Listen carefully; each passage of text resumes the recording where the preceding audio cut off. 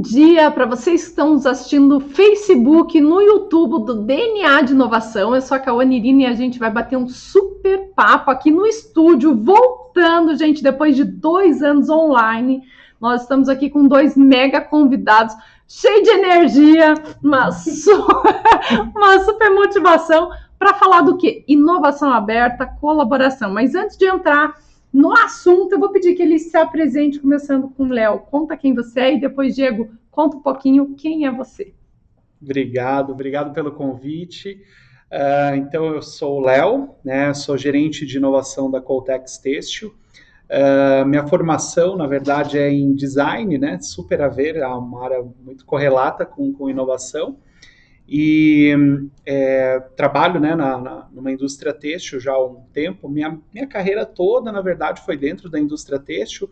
Passei pela Clamed também, que o Diego já vai contar um pouquinho também a história dele na Clamed. E hoje, né, estou como gerente de inovação na Coltex. E você, Diego? Bom dia, pessoal. Sou gerente de inovação do Grupo Clamed. O Grupo Clamed hoje é conhecido muito pelas nossas bandeiras, né? Farmácia Preço Popular, Drogaria Catarinense em Santa Catarina e Curitiba. A gente também tem uma marca digital que é o Farmagora.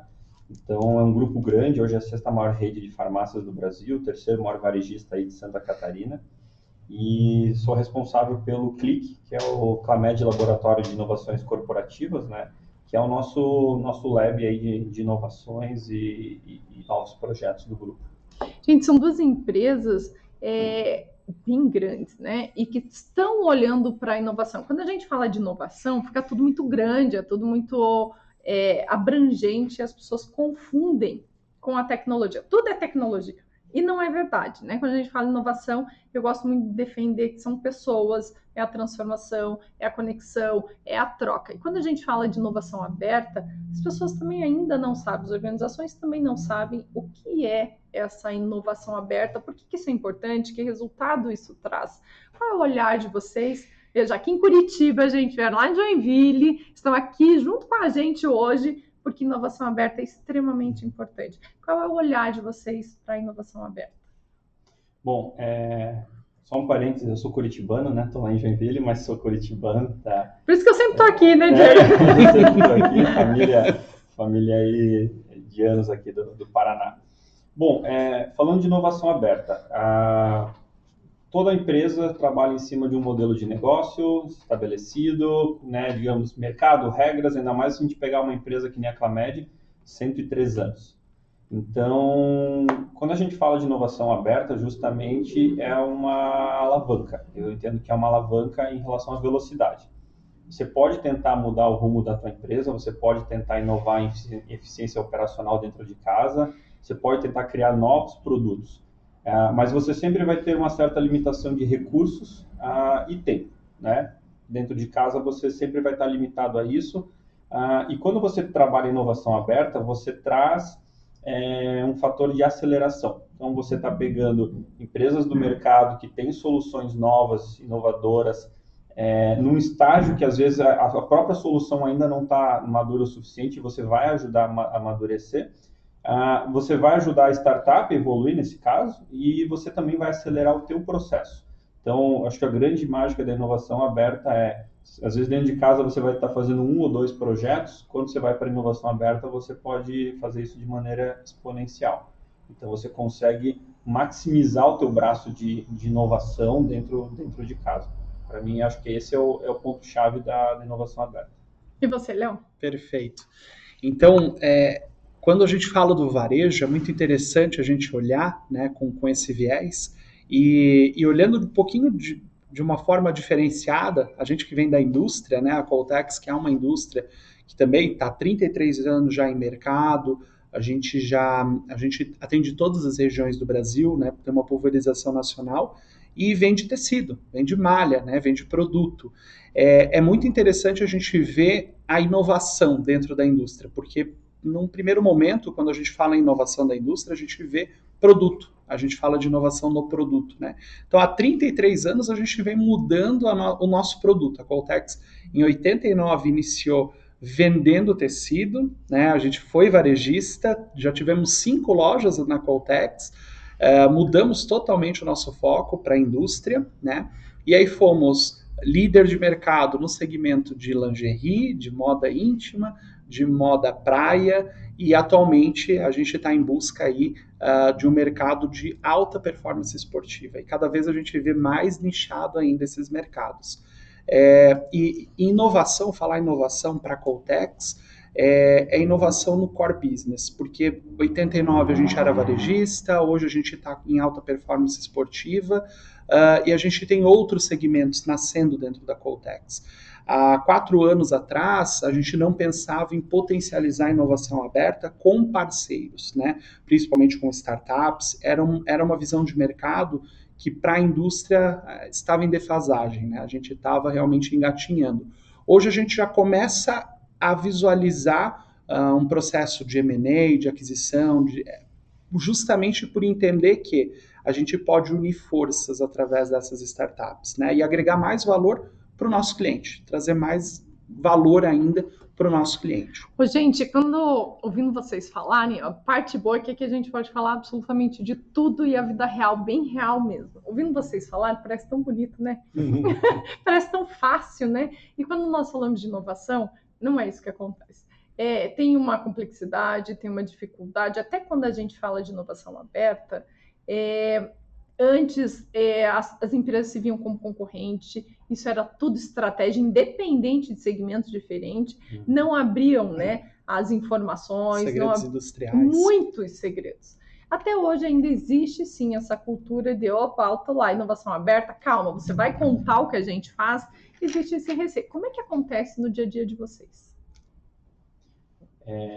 Acho que para a indústria, acho que tem bastante isso. Quando eu converso com o pessoal de indústria, eu vejo que eles têm muito essa coisa do segredo industrial, né? Mas eu já tive meus anos de startupeiro e no mundo de startup o pessoal é bem sincero, né? Tipo, aquela coisa, quanto vale uma ideia, né? É bem famosa essa frase, né? Vale, desculpa a palavra, não vale nada. Vale merda. É o que todo mundo fala, né? Assim, vale merda. Porque eu, por exemplo, eu como empreendedor, eu sou, acho que, um engavetador de empreendimentos. Porque eu já morri com muitas ideias na gaveta. Não na gaveta, né, no bloco de notas do computador. Justamente porque se você não colocar em prática, você não executar todo aquele teu segredo, toda aquela tua ideia, não vale de nada, né? E eu acho que isso acontece nas empresas também. Muitas vezes você esconde demais aquilo, você está com medo do teu concorrente, e você morre com aquilo dentro de casa, aquilo não vai para o mercado, e aquilo também não sai dali, né? Não, aquilo ali não funciona. E aí foi engraçado, porque acho que na minha segunda startup eu tinha um sócio, o D'Angelo, e ele não tinha problema nenhum em contar a nossa ideia, por exemplo. E aí, para todo mundo que ele encontrava, ele saía contando o que a gente não tinha. Mas assim, vendendo, ele era o vendedor do negócio, né? E eu ficava chocado com o jeito que ele fazia isso. Eu falava, cara, você tá louco? E aí foi isso que levou a empresa para frente na época. Foi isso que levou o negócio da startup a acontecer. Foi realmente compartilhar com as pessoas. Por quê? Porque aí você pega feedback, você começa a fazer o processo de validação da tua ideia conversando com as pessoas. E aí você fala, tá, mas dentro de uma grande empresa, cara, não é nada muito diferente disso. Você está num modelo de negócio atual, você está num modelo de negócio já estabelecido, mas quando você quer inovar, é o mesmo processo de criação de uma nova empresa. Aí é o famoso, não é o empreendedorismo, é o intraempreendedorismo, mas ele funciona da mesma forma. É você levar para fora, você conversar com as pessoas, você validar aquilo e colocar no mercado. Eu acho que o que vale hoje, principalmente na inovação, é você chegar antes. Porque assim, a única certeza que você tem é que se isso for relevante, todos os teus concorrentes vão fazer, mas eles vão chegar depois de você. Então, assim, chegar antes faz diferença, porque aí sim você consegue estabelecer o teu share de mercado antes, você cria uma certa resistência no mercado, ou seja, você cria uma certa barreira porque você chegou antes e virou referência nisso. Então, acho que a grande segredo hoje da inovação dentro de casa, mesmo em grandes corporações, é você chegar antes. Contar, não acho que não vai fazer muita diferença, porque entre a pessoa saber o que você quer fazer e realmente colocar em prática, aí que vem o grande gap, né? E a mesma coisa de startup. Startup é a mesma coisa. Não adianta nada uma ideia se você não botar em prática, né? O difícil é colocar as coisas. Esse é o maior desafio, né? E a sua opinião, Léo? Eu compactuo com a ideia do Diego. O pioneirismo, né, o chegar antes, é muito evidente isso para nós, né? É uma preocupação, de maneira geral, para a indústria, né? O segredo industrial. O chegar antes também custa caro, né, gente? Quem tá na frente também sempre monta no porco, né? E principalmente, tem uma coisa muito interessante que é justamente na área de pesquisa e desenvolvimento, que é assim, poxa, eu vou chegar antes e eu vou dar a possibilidade de alguém com 6 meses depois também de ter essa ideia. Porque o chegar antes, você está desbravando. Exatamente. Então é você que está pagando a conta para desbravar, para entender, para analisar, né, para validar. Exato. E aí quem chega depois já pegou tudo pronto. Aí ainda pode ser que esse depois, né, me corrijam aí ou complementem, esse depois vem aquela empresa, coloca menos dinheiro, chega depois e pode dar um salto para frente, né? Com certeza. É uma falsa impressão, tá? O que a gente vem notando no mercado é o seguinte, o pioneirismo, o chegar antes, principalmente o nosso cliente, ele vê você como fonte de inspiração, de tendência. Principalmente a gente que trabalha com têxtil, que é tendência pura, né? É moda, é tendência de consumo. Então, a gente tem até um case muito interessante que é o Omnivírus Back-Off, que foi um produto que a gente lançou no meio da pandemia, foi ali meados de junho, julho de 2020, em que a Coltex foi pioneira nesse produto, que foi um fio, né, um tecido capaz de neutralizar o vírus do SARS-CoV-2. Então foi um boom no mercado, obviamente 2, 3 meses depois já existiam concorrência para esse produto, mas a Coltex foi a empresa que mais vendeu esse produto dentro do mercado, realmente por entender que era pioneiro. E acho que uma coisa bem interessante dentro desse gap, a gente trabalha com os pipelines, né? Então, por exemplo, a gente diz assim, a gente não esconde o jogo, muito menos para a concorrência, até porque a gente sabe que o mercado todo vai se beneficiar se todo mundo seguir nessa linha, né, de pesquisa. Então, a gente tem lá, por exemplo, hoje no pipeline, isso é muito aberto a gente falar no mercado de maneira geral, desde produtos com nanotecnologia, a gente tem produtos com a base de grafeno sendo estudado. Por quê? Porque a gente sabe que se o mercado amadurecer e todo mundo seguir nessa mesma linha, a gente sabe que vai ter um mercado super lucrativo para todo mundo. É um processo de ganha-ganha, no final todo mundo sai ganhando. Isso é mudança de mentalidade, né, gente? É um processo de ganha-ganha. Esse chegar antes, eu acho que ele está muito relacionado a time. Tá?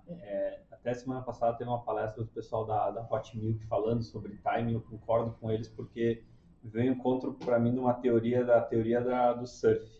Aquela coisa, quem surfa sabe, se você começa a remar antes da hora, você fica remando um tempão, gasta energia, pega a onda. Se você demora para remar, a onda passa e você não perde. Ou você vai entrar na onda atrasado e o cara que entrou no momento certo vai passar com preferência.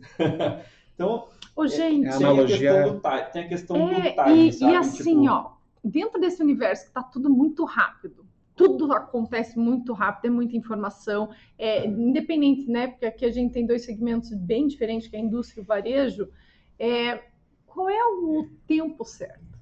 Como é que a gente sabe que estamos no time certo e que nós não vamos, né, nem cair da prancha, nem ficar remando muito tempo ali? De uma coisa a gente tem certeza. Né? Como que a gente sabe que está... Veja, é a pessoa certa na hora certa. Como é que nós sabemos disso? De uma coisa pode ter certeza. A única certeza que a gente tem, a gente vai errar.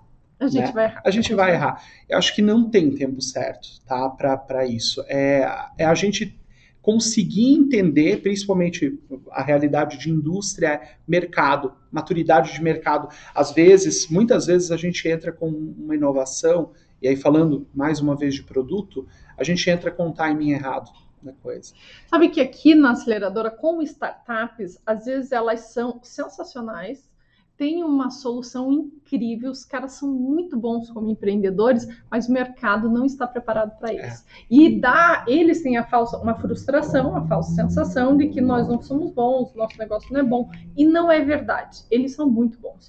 Mas o mercado não tem condições de absorver aquela solução ainda. E assim, gente, pasme, nós temos que esperar 2, 3 anos para dizer agora tem Pode maturidade. ser que vocês possam entrar. Esse é o tempo que você está remando, né? O problema é que remar gasta dinheiro, né? Muito, Então, se você e gasta fica, energia, se você, né? Porque desanima é que também. vai dando aposta, né? Às vezes o negócio é muito bom, tem muito potencial, você topa ficar remando mais tempo e gastando dinheiro. Para a hora que ele virar, por exemplo, virar um unicórnio e você recuperar esse investimento. Mas acho que é difícil hoje saber realmente essa questão do tempo exato das coisas. O que eu venho percebendo, assim, ó, acho que você não precisa ficar quebrando muito a cabeça para inovar ou tentar inventar muita coisa nova. Porque tem muita coisa inventada que foi inventada no tempo errado e que não deu certo. Se você pegar as grandes giradas de negócio, as grandes empresas hoje em dia, elas são negócios que já tinham sido testados 1, 2, 5, 10 anos atrás e não viraram, e não deram certo. E alguém, no momento certo do mercado, recuperou aquela tecnologia e colocou no momento certo. Cara, você pode pegar assim, todos os grandes players hoje de tecnologia, eles são frutos disso, não foi quem inventou que fez a roda girar, foi quem pegou aquela tecnologia e aplicou no momento certo. E é engraçado, porque você vai olhar hoje uma série de tecnologias que estão naquela fase do descrédito, né, da tecnologia exponencial, né, que ninguém está acreditando, mas tem aquelas pessoas que já viram que as restrições que existiam na época que a tecnologia surgiu não existem mais. E aí sabem como pegar isso e aplicar em um mercado novo.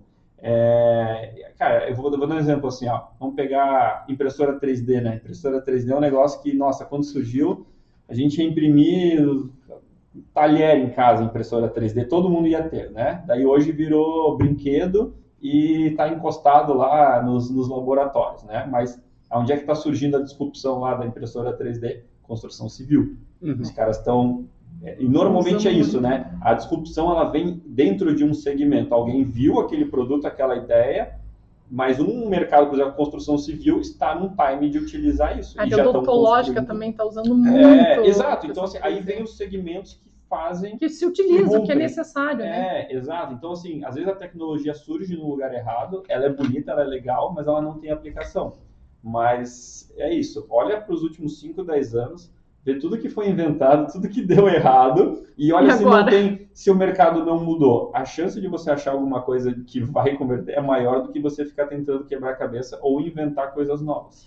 Gente, agora, ainda dentro desse contexto de inovação, nós aprendemos, todo mundo aprendeu na escola que existia aquela competição.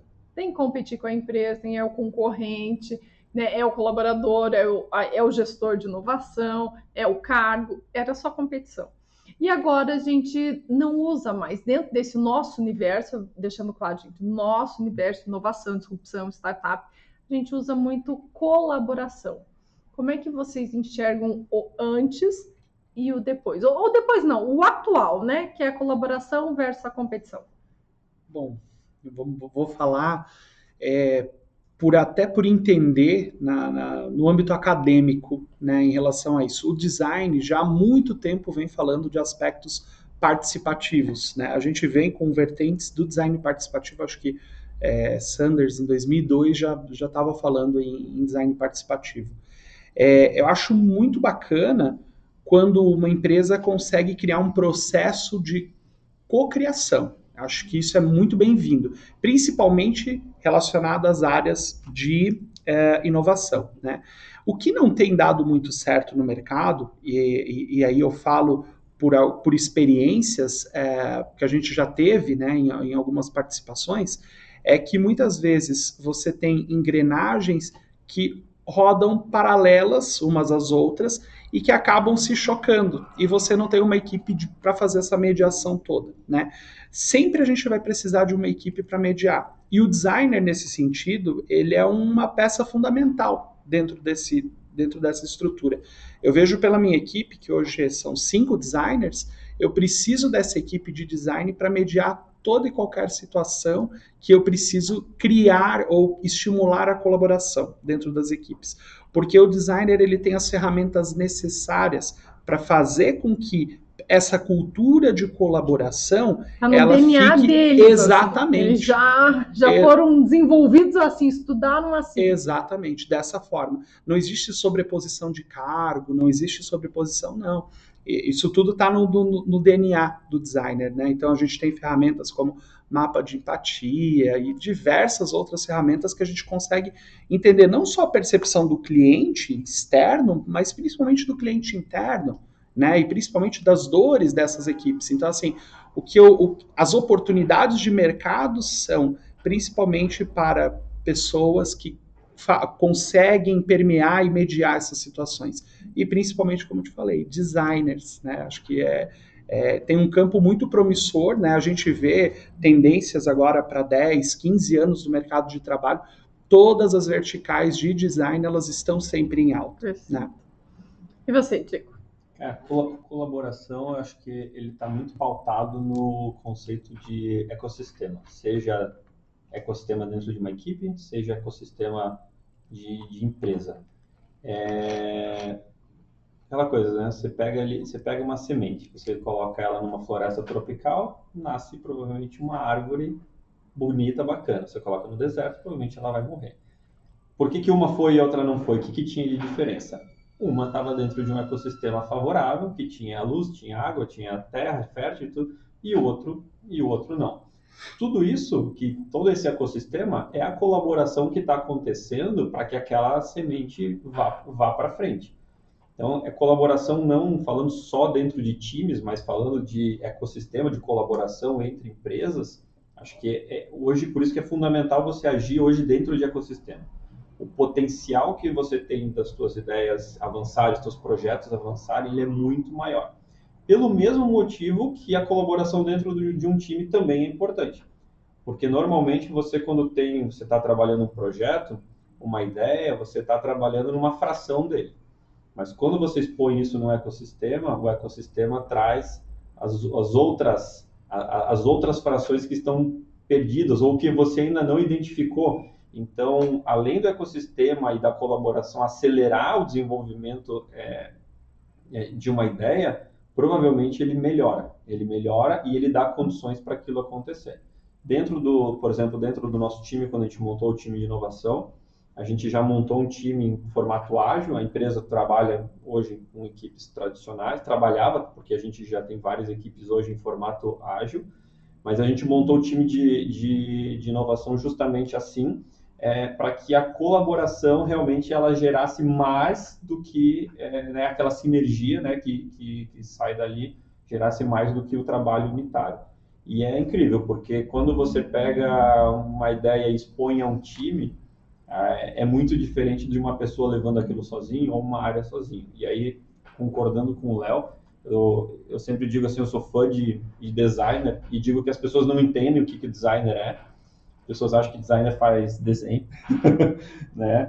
Mas até para fazer desenho já tem que ter uma mente diferente, né? Grandes empresas já descobriram o poder do designer, uma Visa que usa designer como estratégia mesmo, né, na estratégia, mas o designer, para mim, ele é o catalisador de tudo isso que a gente está falando. Hoje eu trago designer para o time porque eu sei que são bons solucionadores de problemas. E, às vezes, assim, não são eles que estão solucionando, mas eles conseguem pegar o time, organizar para que o time chegue na conclusão de um determinado problema.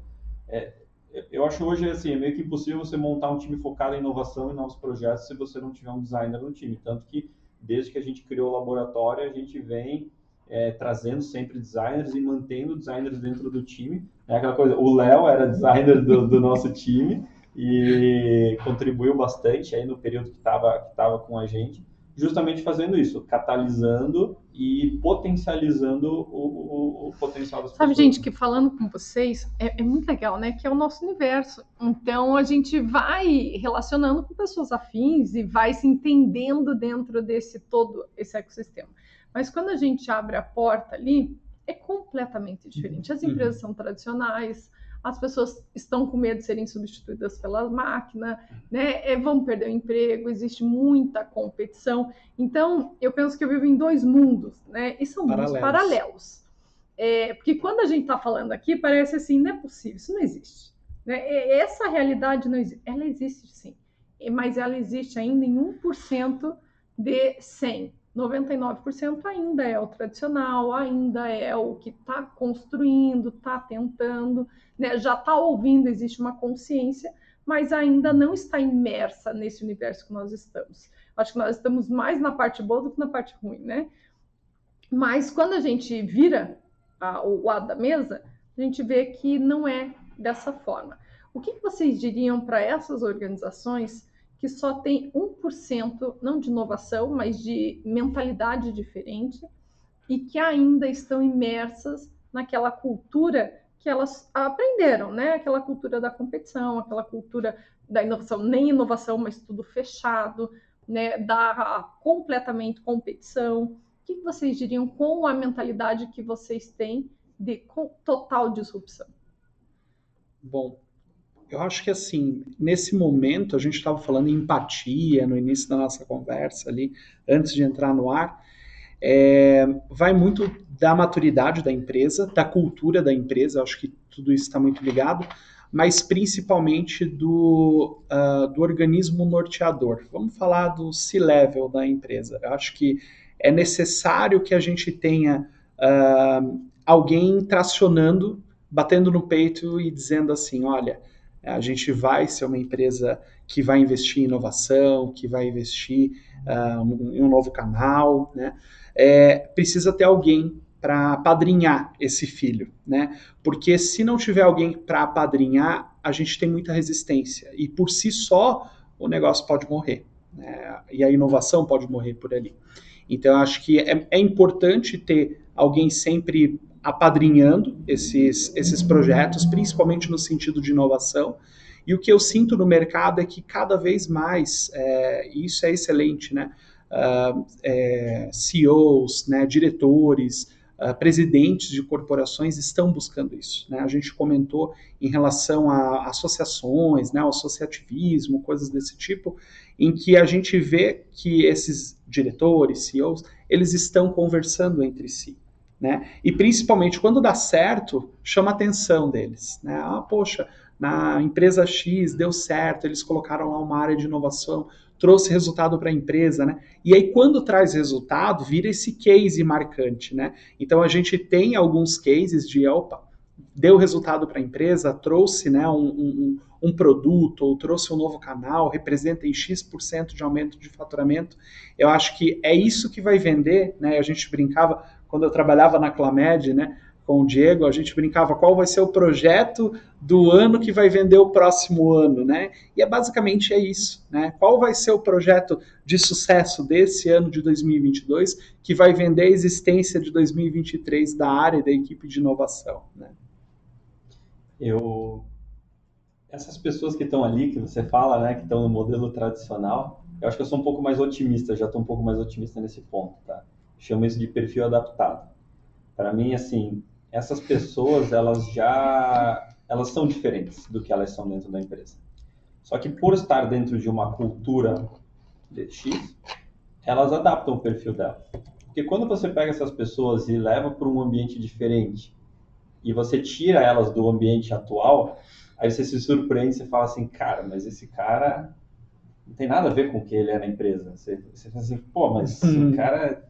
Nossa, o cara é descolado, o cara gosta de... Você fala, cara, mas na empresa o cara é mó ajeitadinho lá, não fala quietinho. Então, assim, eu sou mais otimista porque, assim, acho que as pessoas já mudaram bastante, as pessoas já evoluíram, mas como elas ainda estão inseridas dentro... Aquela coisa, né? As pessoas são bolinhas e estão inseridas dentro de cubo, né? O cara vai se espalhando e vira um cubo, né? Então, por isso... Acho que talvez as grandes corporações não entendem o poder da mudança do ambiente físico mesmo. Às vezes a gente fala assim, pô, vamos mudar o ambiente, vamos, cara, colocar cor nas paredes, pô, vai gastar dinheiro, vai fazer... Não, mas é porque as pessoas, elas reagem a estímulos, exato. E se você está num ambiente mais descontraído, naturalmente você adapta menos o teu perfil para aquele ambiente que está... E aí você começa a fomentar a inovação, as pessoas começam a entender que elas têm mais liberdade. É engraçado, porque a gente estava conversando da parede colorida, né, que o pessoal tira sarro da área de inovação, porque lá é tudo colorido, os post-its. Cara, mas faz sentido, porque você passar o dia inteiro olhando Deixa a criatividade seguir, né? Você passa o dia inteiro olhando para uma parede branca, você vai ser branco. Você não vai ser azul, você não vai ser vermelho, você vai ser branco, você automaticamente você está fazendo com que todo mundo se adapte àquilo. E o ser humano, ele se adapta muito fácil. E depois de um determinado tempo na empresa, ele criou aquele perfil adaptado, ele mantém aquele perfil. E aí a próxima pessoa que entra na empresa, olha a pessoa, acha que ela é assim, se adapta ao perfil. E assim a cultura segue. Por isso que se você não tiver uma cultura um pouco forte até nesse aspecto de falar, cara, mudou o ambiente. E o primeiro lugar é o ambiente, é o espaço físico. Mudou o ambiente. Ali você tem uma quebra de paradigma que as pessoas começam a entender, cara, alguma coisa mudou, tá? E o que mais pode ter mudado? E aí você começa a ter uma quebra de... A gente, dentro da empresa até, a gente fez uma movimentação, a gente estava fazendo ali uma quebra de ambiente, uma modernização de ambiente, só que aí veio a pandemia e mandou todo mundo para casa. Daí a gente, né, parou tudo. Então, agora que a gente está assim, né, retomando mais o dia a dia, eu acho que também lá é um momento importante da gente voltar a fazer isso, porque realmente se a gente adapta demais o perfil da pessoa para, né, a cultura da empresa, você perde todo o individualismo, toda a colaboração que ela pode ter, todas as insights, as ideias, ou seja, você não fomenta um ambiente de inovação, você vai fomentar um ambiente de execução, que é fazer o que você sempre fez, da maneira que você fez, provavelmente com eficiência operacional, porque é o que se preconiza, é o que sempre, principalmente na indústria, né? A indústria, né, entrou a área de qualidade, Six Sigma, cara, eficiência operacional, Lean Manufacturing, vem aquela coisa, né? Cada vez mais com menos, mas as pessoas estão pensando mais com menos dentro da mesma coisa, do mesmo modelo de negócio. Aí vem uma empresa concorrente com um modelo novo, disruptivo, e com uma margem maior, sabe? E aí você ficou para trás. Esse é o grande risco. Né, gente, nós estamos chegando aí no finalzinho do nosso bate-papo. Passa muito rápido, né? Tem muita informação, é muito conteúdo, mas não dá para falar em meia hora. Vou pedir para, antes da gente encerrar, dá uma dica aí de livro que vocês leram e que fez diferença em todo esse processo. Olha, se for o mesmo que o... Porque foi indicação do Diego. Se eu falar, eu vou deixar ele falar. Vou deixar ele falar antes. Pode ser. Foi indicação do Diego, mas acho que foi um livro que me marcou muito. São dois, né? Mas assim, um que me marcou demais foi Organizações Exponenciais. Eu tenho ele aqui também. Ele já sabia que eu ia falar, porque foi indicação do Diego. Mas assim, foi um livro que me marcou demais, assim, foi mesmo aquela virada de chave, né? Eu acho que um outro livro, fugindo um pouquinho da teoria de inovação, mas acho que faz a diferença como maturidade, como equipe, foi o Antifrágil também. Então, ouvi falar mesmo desse livro, diz que ele é muito bom, né? Foram dois livros assim que... Verdade. Vou ler o Antifrágil, eu não li. 2 anos, daqui para cá, foram livros que me marcaram e que mudaram bastante. Assim. E você, Diego? Acho que teve um bem legal, que é o Hard Things About Hard Things, que é o lado difícil das coisas difíceis, que é um livro que mostra assim, a realidade das startups lá na bolha do .com americana, assim, que tipo, é legal, vai falar bastante de empreendedorismo, dificuldade e tudo mais. Teve aí organizações exponenciais, mas assim, só para destacar um que eu recomendo, é o Doing Agile Right, né? Que é fazendo o ágil certo, transformação sem caos. Uhum. É um livro bem recente, novo, ele foi traduzido há pouco, acho que ano passado, e ele mostra, assim, é um livro baseado em pesquisa, então eles pegaram uma base muito grande de empresas que implantaram o ágil e deu errado. Então, tipo, não faça, né? Muito não do que faça, deu errado. Tem exemplo. E aí eles trazem ali uma verdade sobre o ágil sem aquela coisa de religião, assim, de ágil, assim, de extremismo do ágil, sabe? Cara, usa para o que serve, não usa para tudo. Não querendo enfiar ágil de ponta a ponta na empresa. Coloca nas áreas certas, porque nas áreas certas vai funcionar. Ele vai funcionar. E aí, só para fechar, comecei a ler um agora que é o Outlier, também recomendo, porque o início do livro já está bem legal. Muito legal, gente. Obrigada pela participação de vocês. Nós estamos aqui abrindo uma temporada, né, no estúdio, pessoal, presencial. Fazia tanto tempo que a gente não tinha, né, essas visitas. Então, a gente está abrindo com chave de ouro. E ficamos por aqui nessa sexta-feira. Desejamos um excelente final de semana aí, exatamente como começou a nossa sexta-feira. Eu deixo com vocês agora. Obrigado. Obrigado. Tchau, gente. Tchau, tchau.